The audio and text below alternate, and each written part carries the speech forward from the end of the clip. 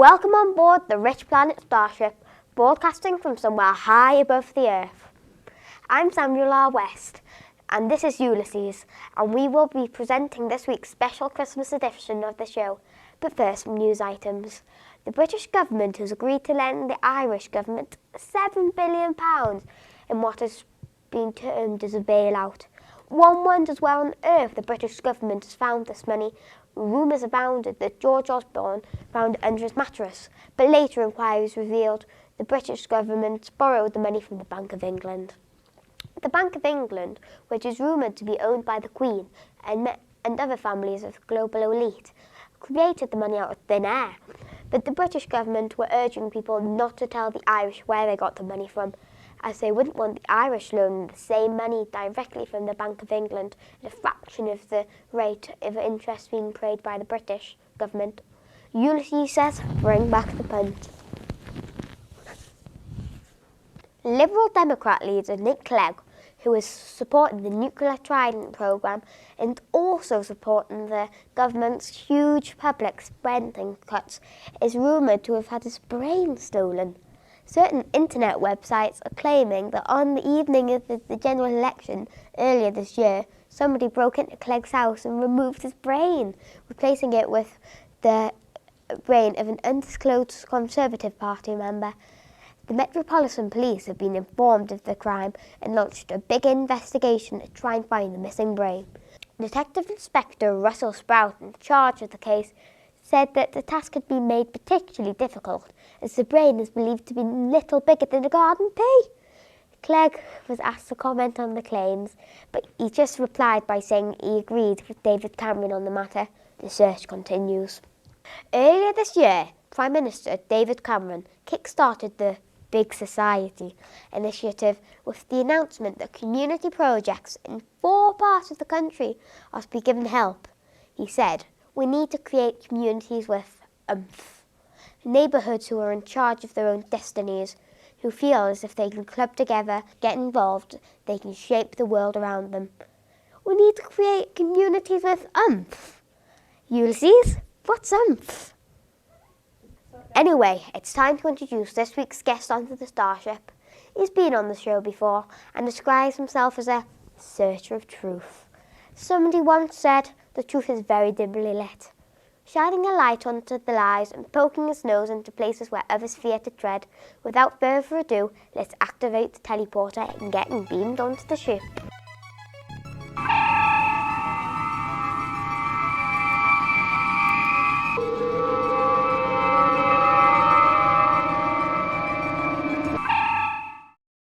It's Richard D. Hall. Hello, Samuel R. West. Can I ask what the R stands for? Robinson. And what does the D stand for? It stands for Daniel. Richard Daniel Hall. Correct. Now, Sam, thank you very much for beaming me up onto the starship. I've brought some mince pies for you, and I've also brought some mange tout for Ulysses, if you'd care to give us some. Now, I've brought with me, Sam, some newspapers here. Now, can you show that to the camera and just tell me what you think that is? And I think that is from 1969, the Neil Armstrong, Buzz Lightyear, I think. First men on the moon. Buzz Aldrin. Oh. Buzz Lightyear. What's the matter? A viewer sent that in to the Richplanet starship.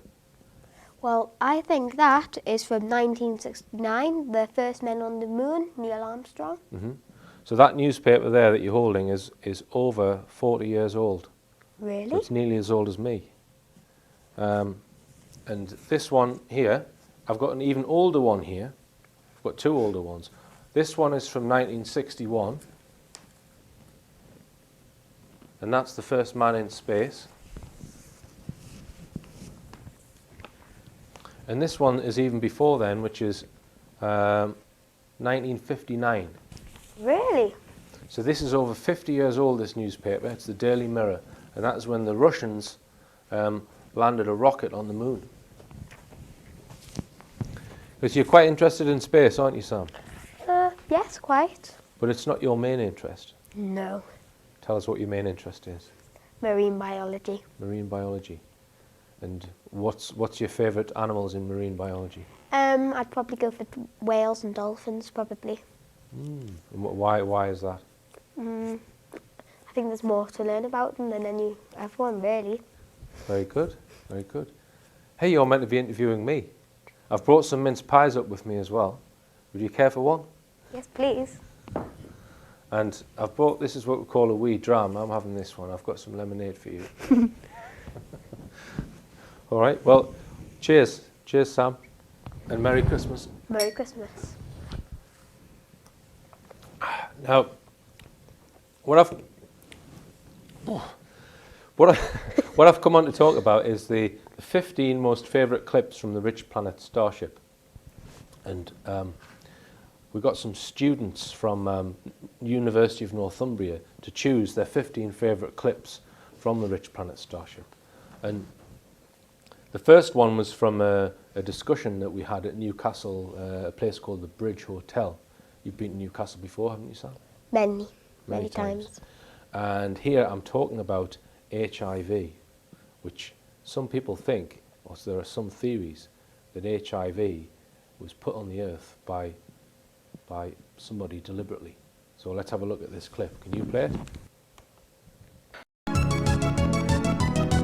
Do you think that using the animals for incubating some kind of biological weapon to be used against humans, or do you think they're doing something extra to genetically alter humans long term? Is that on the assumption that it is extraterrestrials doing it? Yes, on the assumption. What are they? If it is extraterrestrial, what is there? There's no way I could know that. I have had a lot of correspondence from a guy in the States called Dr. Philip Duke, and he's convinced that not in all cases, but in some cases, they're growing HIV antibodies. Yeah. That for some reason they need those antibodies. He's absolutely convinced, and he has had his house raided. He wrote a book called The AIDS ET Connection. He believes that HIV was put here by extraterrestrials. And it might sound an outlandish claim, but when you actually learn about HIV and how it suddenly appeared like that in 3 different parts of the world, and each of the 3 strains of HIV are different, and none of them could have evolved from each other, and they all appeared simultaneously. This is one thing that you wouldn't hear, oh, it came from monkeys. I think that's bollocks. But he thinks that the mutilation phenomenon is that it's HIV that they're trying to grow, but I don't necessarily agree with that.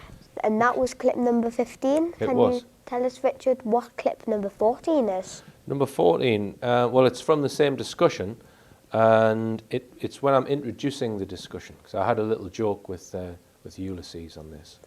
Ooh, better watch it then. And this is Ulysses. Last week, I went down to the surface of Earth and gave a talk at the Bridge Hotel pub in Newcastle upon Tyne. In the talk, I spoke about how mainstream media manipulation works, and also about the very disturbing phenomenon of animal mutilation.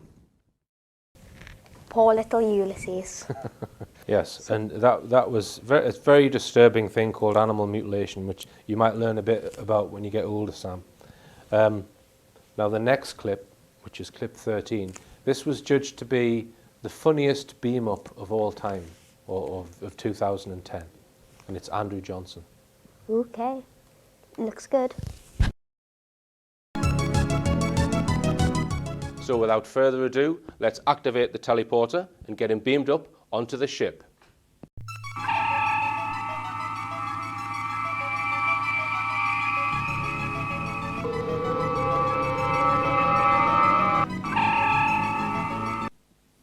It's Andrew Johnson. Welcome, Andrew. How are you? Very well, thanks, Richard. Thanks for inviting me. I think that's what you call the fetal position. Do you know what that is? No clue. It's when you're in your mummy's tummy. You're like this. All right. Well, the next clip, Sam, is from an interview with Jed and Dale, and the students who have chosen these clips are obviously very keen on my rants, because a lot of the clips that they've chosen is basically me ranting about something. So I'm talking about economics and the monetary system, money. The G something or other summit was held last week, where the world's so-called economic crisis was discussed. Will somebody please tell them that the solution to the world's economic woes is very simple? It is to change the system so that money is only used for its original intention, which was to facilitate the exchange of goods and services. Period. Money should not be created out of thin air by an elite few and then loaned to governments at interest. If you remove central banks and their monopoly on creating all new money, and instead allow our governments to create their own new money, so it doesn't have to be paid back and there is no interest, this would solve the world's economic problems for good.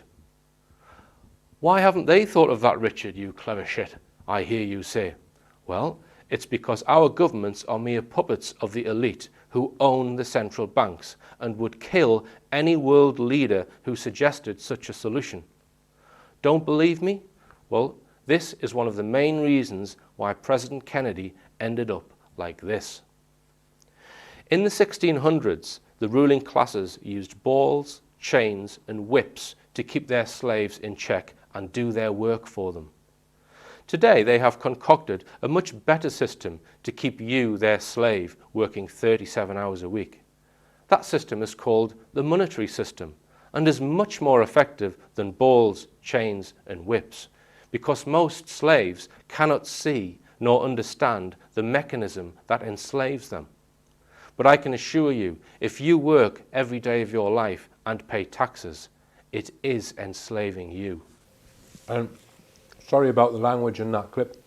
We did cover Sam's ears up when we played it. Yep. What did they say? And the next clip was another rant, this time about Peter Mandelson, who earlier this year was rumoured to have been offered a job in BP. This is before the disaster. You know about the BP disaster? That caused some marine problems, Sam, didn't it? Yep. Any dolphins there in the Gulf of Mexico? Ooh, you could get a few. All right.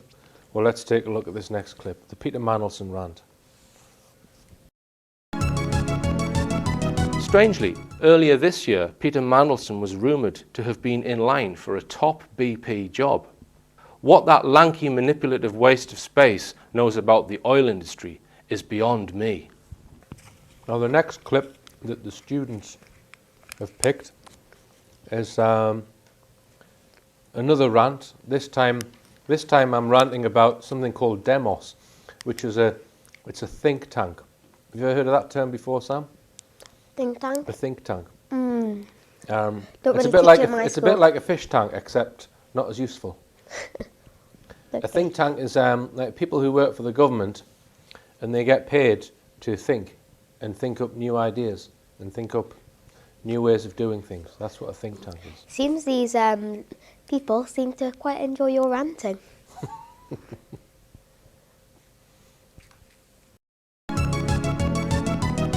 According to a report by the government think tank Demos, terrorists use conspiracy theories in attempts to discredit the government and recruit new members. Really? To think that people actually get paid for writing this drivel at Demos. What did you do today? I did 5 hours of thinking for the think tank. Really? Was it good thinking? Yes, it was great thinking. Here's a whole load of cash. I'm just enjoying my wee dram here and my mince pie. Now, again, the next one is another rant that the students at Northumbria University have chosen. And this is me complaining about Tony Blair this time, which is quite easy to do. Yeah, to be honest with you, I agree with that one. The MI5 agent and international war criminal Tony Blair was rumoured in the British press to be in line for the top BP job. The reason Blair would be drafted in is presumably because they need someone without a conscience, who is highly skilled at bullshitting to both the media and the public. Sometimes the best strategy to help conceal murderers such as Tony Blair is to give them a high-profile job. This is exactly what happened a few years back to the murderer Andrei Lugovoy, who murdered whistleblower Alexander Litvinenko by poisoning him with polonium-210. He is now a highly respected politician and hero in Russia. Okay. I actually agree with that Tony Blair idea, and we really do apologise for that small language problem. We covered my ears up again. I don't know what it said. What did it say? All right, and Sam, well, the next one is, well, do you know that on a lot of our shows we talk about UFOs? We get people in who have seen them, written about them, and studied them, and a lot of people think that they're genuinely being piloted by aliens. Yes, or intelligences that don't originate from Earth. Yep. And one of the people who said that he believed the aliens were real was a man called Dr. Edgar Mitchell, and he was the sixth man to go onto the moon. And he actually said that he'd been told that the aliens that were recovered in Roswell, so the UFO crash, were real. So I met David Cameron, and I asked David Cameron if he would tell the people the truth about UFOs. So that's what they've chosen for the next clip. So shall we see what happened? Yes. Sir. In July last year, the respected scientist and astronaut, Dr. Edgar Mitchell, who was the sixth man to walk on the moon, spoke on a British radio station. He said that the American government had had contact with extraterrestrials on multiple occasions and that these were ongoing. He spoke about the Roswell event of 1947, where wreckage from a downed UFO was recovered and found to contain alien bodies. He said that this event was real and had been covered up by governments for many years. Do you agree with me, David, that the British people have the right to know if we have been visited? And if so, when you become Prime Minister, as I know you will you seek to lift the veil of secrecy and tell the public the truth that they deserve that has been covered up for all of these years? Thank you. Thank you very much. And that was nearly 2 years ago, that, Sam. So before he was elected? Before he was elected, exactly. And now that he is elected, there are people who have been writing to him and trying to get him to do what I asked. But nothing's happened yet. Hopefully it will soon. Mm-hmm. We hope so. And the next clip is David Cameron's answer to that question, followed by me protesting. Ooh, now you're a protester. You're everything now. I'm convinced we have been visited by alien life forms, and one of them is the Trade Secretary, Peter Mandelson. But quite seriously, sir, no, because I'm going to give you a serious answer. I'm going to give you a serious answer. I don't want anyone to take the subject. No, I'm going to give you a serious answer now, honestly. You can have the mic, after I've finished, you can have the microphone back. So that was a protest against the Prime It was a Minister? protest, and we nearly got thrown out of that event. Ooh. Because of my protest. And he said he would give me the microphone back, and he didn't, which would have been good. Now the next clip, Sam, is we interviewed a guy who'd been arrested, and he'd been arrested for sending some of his DVDs to a court. And when they arrested him, they gave him what they call bail conditions. Do you know what bail conditions are? No. Well, when they arrest you and they let you out, they can let you out only if you do certain things. And one of the things that they said that he wasn't allowed to do was to talk to anyone in England or Wales about what had happened. So he could only talk to people in Ireland or Scotland, but not England or Wales. So I wanted to interview him on the show. So I had to go to Scotland to talk to him. So what we did, we repositioned the Starship over Scotland. But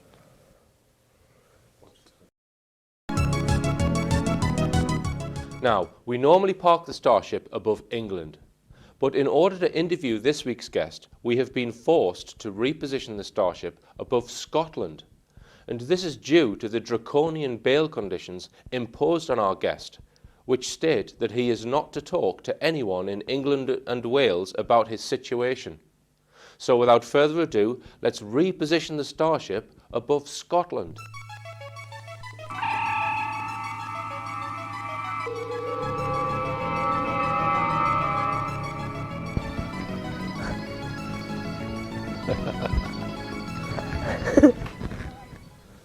Very funky music in that. I like the music. Yes, I like the music too.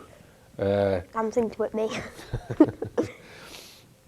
Now the next clip is, do you know who George Alagaya is? Name rings a bell, but tell me anyway. He reads the news on the BBC. He's like I don't think, is he Egyptian or something? He reads the news at 10. So a lot of people who watch my show, they might have a partner or someone else in the house who doesn't like the show. So one of them likes the show and the other one doesn't. They watch the BBC and they don't want to know about things that are on my show. So I came up with an answer for this, to pretend to be George Alagaya. Is that his name? Alagaya? Yeah. Hope so. I hope But so. hope. Welcome on board the Richplanet Starship, broadcasting from somewhere high above the Earth. I'm Richard D. Hall, and we've been reliably informed by viewers of Edge Media Television that in certain households, when people switch Edge Media Television on, a member of the household will walk out of the room in disgust. This presumably is because they can't handle the truth. Now, at the Richplanet Starship, we've come up with a solution for this. Good evening. Every week at the beginning of the 6 o'clock news, we'll be hearing from our special new correspondent, Richard D. Hall, who has been tasked by BBC bosses to break all BBC news traditions and report the absolute truth with no spin. Over to you, Richard. Thank you, George. The much hyped first ever election leadership debate. Okay, that's just mad.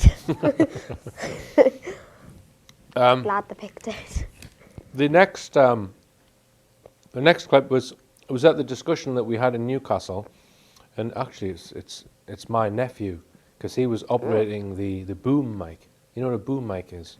Yep, it's those big boom thingies. Microphones on the end of a well, in our case it was a broom shank, a microphone, and he was trying to put the microphone in front of the wrong person. And he was the only person in the room who didn't realise that he was putting the microphone in front of the wrong person. So that's why they've chosen this clip. Okay.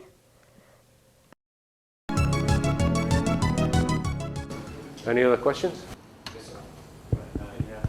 In regards to the mutilations. So just wait for the mic to come. Right. Alice? Just stand in front. Yeah, you can walk, you can move. Oh, sorry, it's Dave. I'll come to you next. It's the next guy. I'll cut that out, right?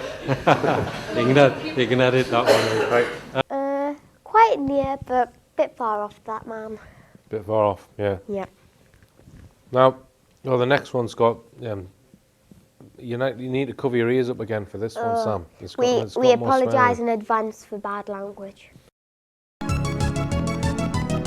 The news in recent weeks has contained so much bullshit that our bullshit meter has exploded and been sent for repair. Starting with the head of MI5, Jonathan Evans, who gave a speech warning that the next wave of terrorist attacks in the UK are likely to come from Somalia, Yemen or Belfast. Usually when people make sweeping statements like this, they are expected to provide at least a shred of evidence as to why they think this. But the intelligence agencies hide behind their preposterous statement, "It's a matter of national security." so can practically make up any fairy story they wish and get away with it. What Jonathan Evans really means, of course, is that the next false flag terrorist attacks in the UK, which will be planned and carried out by MI5, will be blamed on one of these groups. Okay, why would anybody have that in their spaceship? Well, I don't know. it's a device which allows us to tell whether people are trying to lie to us. And it's a device that gets the kids to go out the room. Yes, it is. Quite handy, actually. All right then. The next clip is, again, it's another rant. Rant. This Iran is very much in the news. Do you know what the UN is, Sam? United Nations? That's right. And do you know what they do there, or what it's for? I think it must be something to do with uniting nations, but... Excellent answer. Ooh. Made it up on the spot. Yeah, that's exactly what it is. And they give speeches, and they get together and they talk about things, and it is sometimes controversial because the leader of Iran, Muhammad Ahmadinejad, he made a speech where he was saying that the events of 9/11 needed to be investigated, and Barack Obama didn't like him saying that. So this next clip, this next clip is my opinion and the reaction. Well, the Americans actually walked out of the UN. They walked out the room. Did they? They did, because they didn't like what he'd said. Then I'm definitely watching it. American officials. Ahmadinejad went on to say that it would be a good idea for the UN to set up an independent fact-finding group to establish the truth behind the events. Seems like a good idea in my view. During his speech, British and American delegates walked out of the building in protest, like babies spitting out their dummies. La la la la la, we're not listening. La la la la la, we don't want to know. La la la la, no no no, la la la la la la, we're not listening to you, Ahmadinejad. Barack Obama responded to the speech by saying it was offensive, it was hateful. What Obama omitted to add is that it was true. Right, la la la la la la. Okay, I'm happy to say that the Magic Santa Fairy topped me and Richard. Yes, and the Magic Santa Fairy has also topped up my weed dram. Right. Okay. Oh yeah. So that was that number 2? Are we on to number 1 now? Oh, final one, I think. Well, it's to do with 9/11, Sam, and it's.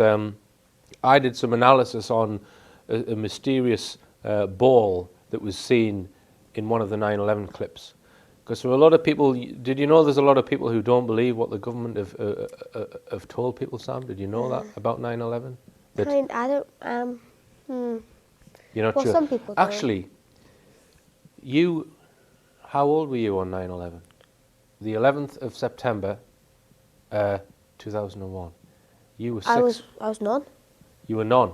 You were none. 2001. Well, you were half. Well, yeah, half. You were 6 months old. Oh yeah, exactly. 6 months Almost and exactly. 3 days. 6 months and 3 days old on 9/11. Yeah. So you wouldn't remember much about it then. No. But you will have learned things about it at school. Have you learned about it at school or? Never really told us at our first school because we quite small school, so didn't really learn that much about that kind of thing. But you know what it is, don't you? I've heard bits and bobs about it, Have you? but not that much. Well, the next clip is my analysis of one of the videos that was aired, which seems to show something which doesn't look like a plane. So some people think that they were using advanced technology. It's very complicated, and again, you'll learn about it when you get older, Sam. And is there any language procedures we need to take? No language procedures in this one. Oh, There's well, no hopefully you're right. The footage of the ball, which is what we believe probably caused the impact on World Trade Center 2, is a key piece of evidence which until now has been overlooked and we will now examine. Let's go back and look at the live image of the ball as it comes towards the towers. We have increased the contrast and looped the sequence just to have a closer look. It certainly does not appear to be a plane, a helicopter, or even a missile.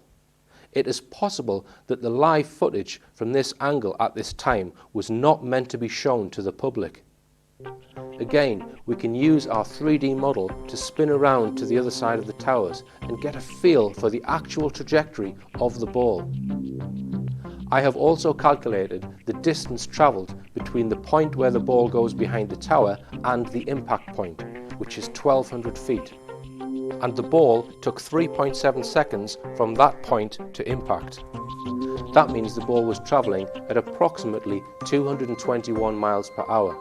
I will come on to the trajectory path a little later, but the most interesting part of the findings is yet to come. Now that I had a 3D representation of the path of this mystery piece of hardware, I was able to view the approach of the object from any vantage point. And by far the two most common questions I have had since putting out this analysis, the first is that how come there were shapes of the plane's wings seemingly imprinted on the side of the towers, and secondly, what happened to the actual planes and the actual passengers? Now, the first question is quite simple to answer. The fact that there were plane wing shapes in the towers actually proves that it was faked. Planes' wings in a modern airliner are made from very thin aluminium, about 4 millimeters thick. The columns around the World Trade Center are made of box-section steel. Aluminium is a much softer metal than steel, and it is physically impossible for an aluminium wing to slice through steel, as the resulting images seemed to show. But of course, this is not what happened. If one watches closely the footage of the first alleged plane hitting the north face of the North Tower, which incidentally was also probably not a plane, after the object impacts, we can see a series of small explosions going off, which create the shape of a wing in the building.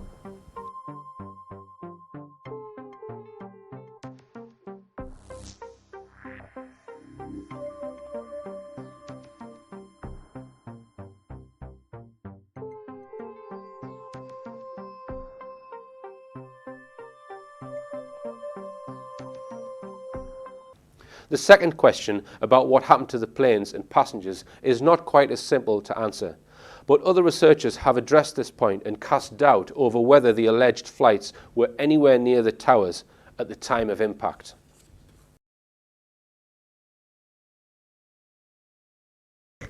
So tell us what you've got next for us, Richard. Right, well, I've also made a show called Richplanet.net, as well as the Starship show. We've made... Is that the, I think I've seen that one on Showcase Plus One. I think Right, it was. it's mainly about UFOs. Oh, And I've made 24 programs altogether. So I've chosen the favourite clips this time, and we're going to start with the fifth and go to the number one, the favourite. The fifth in fifth place is we went down to South Wales because somebody told us about this big strange triangular shape that they'd seen on Google Earth, and they thought it might be a UFO embedded in what they call the mud flats in the Severn Estuary. So we went down, but it turned out to be just a bunch of rocks. And unfortunately for us, it was right next to a sewage treatment plant. oh. Oh, I really want to watch this now. So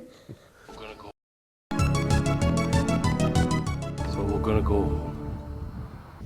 We came here with the expectation of finding something quite Bob Lazar, but instead we found a bunch of rocks. This is Richard D. Hall, Richplanet.net, smelling of sewage. Heh. All right, and Sam, well, the next one, in position number 4, is there's a man called David Caton. A man called David Caton, who I have done a lot of filming with, a lot of work with. Okay. He's been he's been trying to find out the truth about UFOs for years and years, and he's done lots of research. And one of his cases that he was told about and that he researched was, do you know what the Jodrell Bank telescope is? The what? Do you know what a radio telescope is? Yep. What is a radio telescope? I think it's one of those, it like detects, like interferences, I think it is. Yeah, well, it's like a big dish. You know, you have little satellite dishes, It's like this big, it's massive, gigantic. and it can detect radio waves from space. And there's these people who call themselves SETI, and it stands for the Search for Extraterrestrial Intelligence. And they pay people who run these telescopes to point them into deep space and look for messages from aliens. I once saw a TV program about, I think there was one of them. I mean, it was nothing real. It was nothing real, but I think the things were real. It was this big dish, and like they were sending like messages to aliens and trying to like translate the language and stuff. Well, this dish, this man and a woman, there was 3 witnesses. They saw a UFO hovering 80 feet above the dish. Well, So the dish is pointed out into deep space, looking for messages from aliens, and there's a UFO above the dish. so maybe they're trying to stop the interferences of the dishes. Maybe. Maybe. Do you want to find out a bit? Yeah, let's have a look at the... This beam of light coming down into the dish may not have upset the apparatus and the work they were doing. Yeah. So they could have been completely ignorant of the whole affair. And rather embarrassing for SETI that they've got this radio telescope pointed out into deep space, and there's a UFO hovering 300 feet above the telescope, so it doesn't surprise you that they maybe want to keep quiet about the incident. Very ironic. Yeah.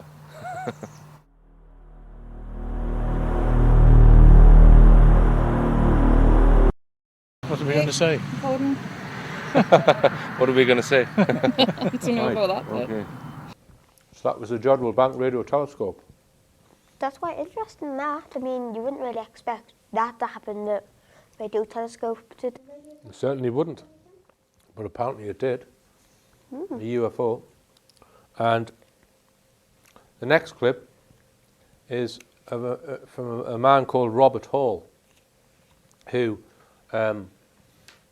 he told me that he saw aliens in 1940 during the war.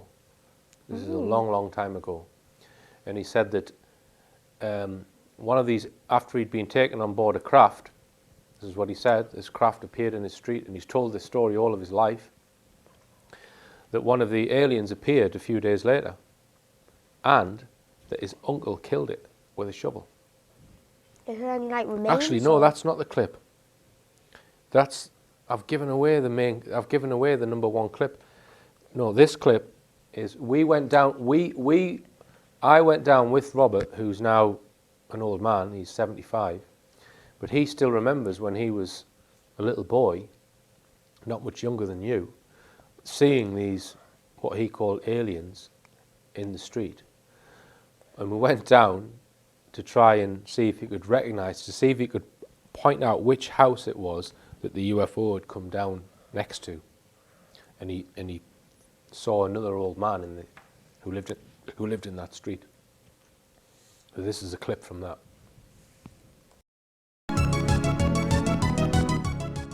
There's no man there. Hello?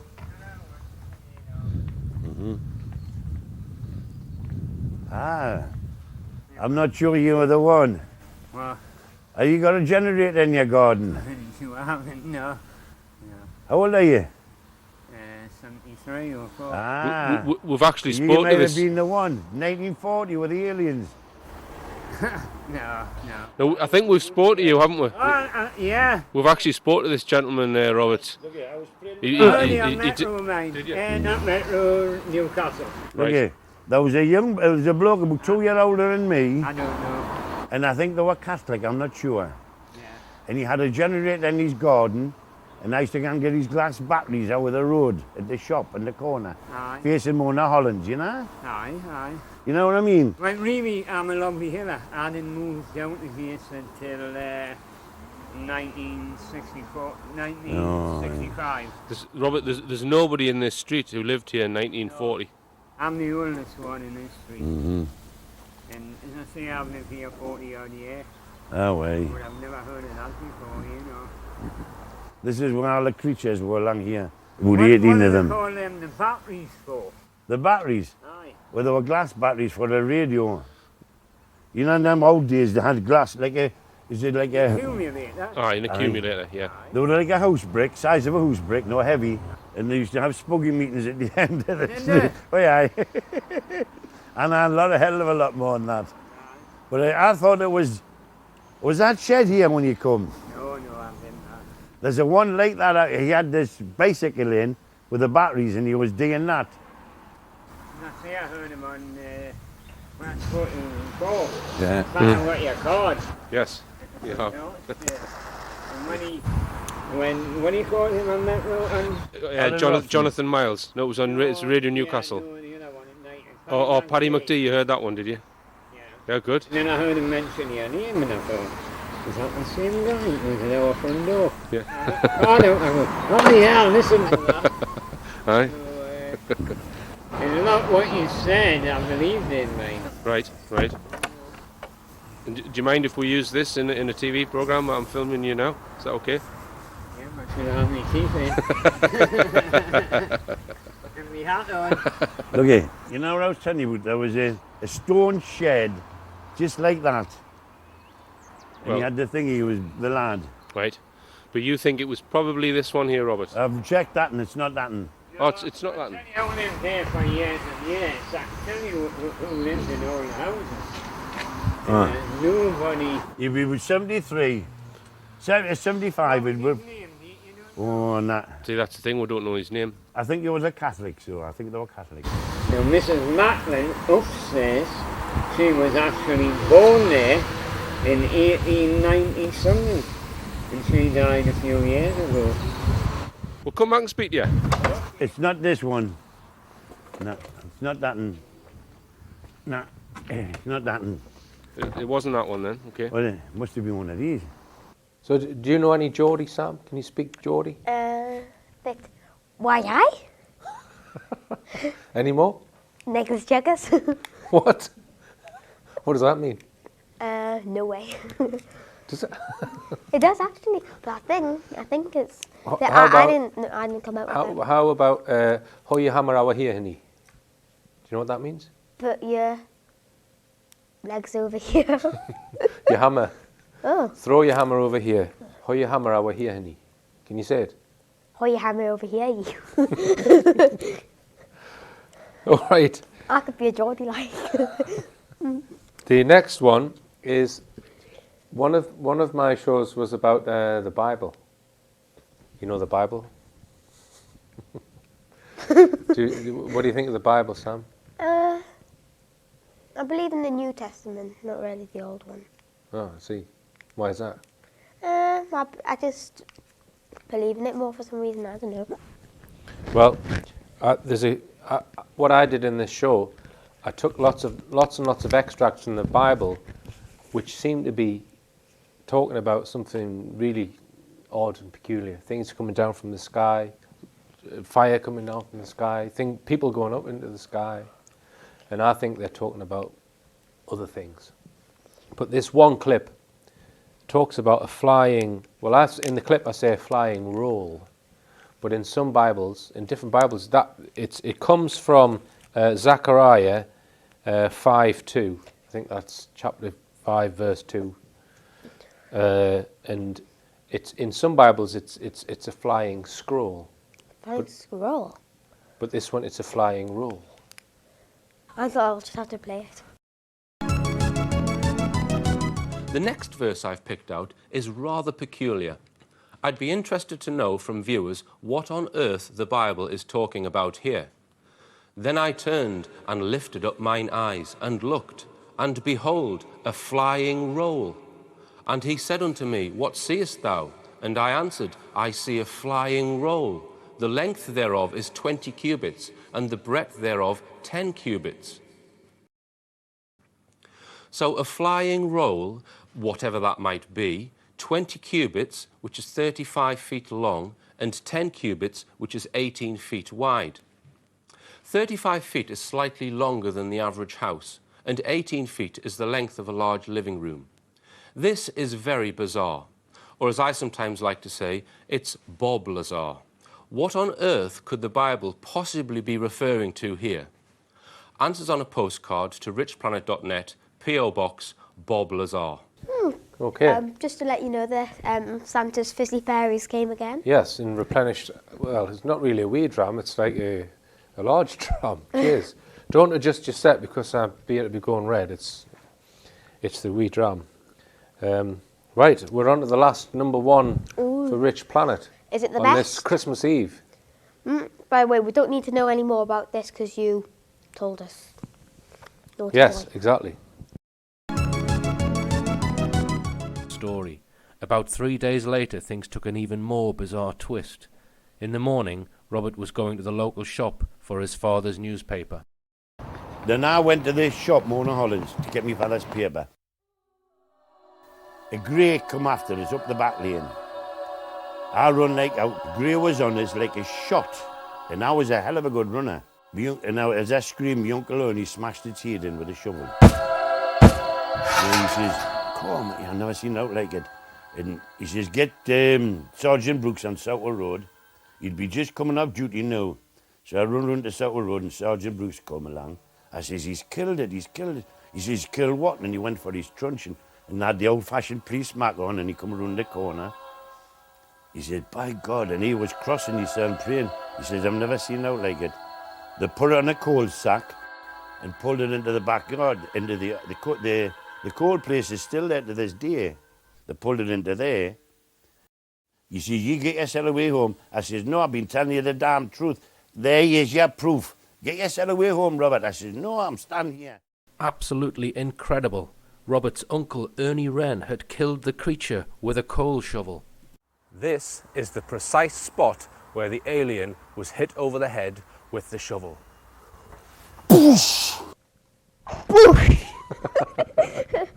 Okay, and another technical hitch there, and that was That's called the Gateshead Grey, and it's about a grey alien, a gay alien, a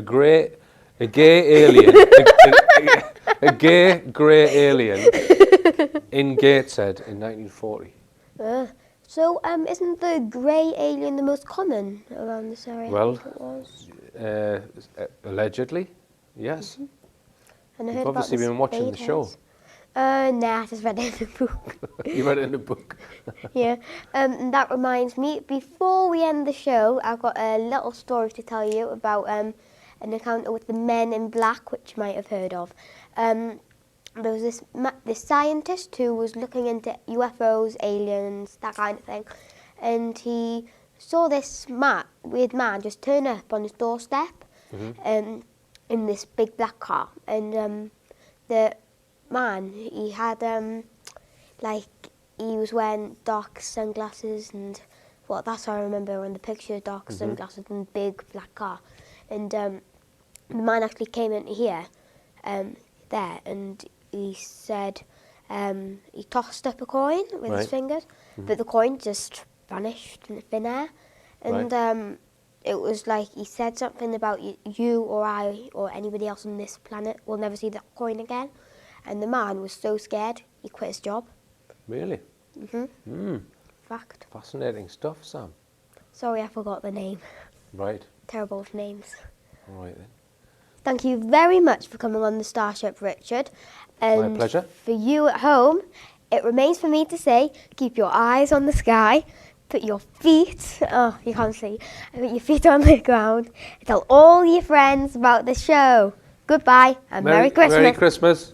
Merry Christmas. Ho, ho, ho, ho.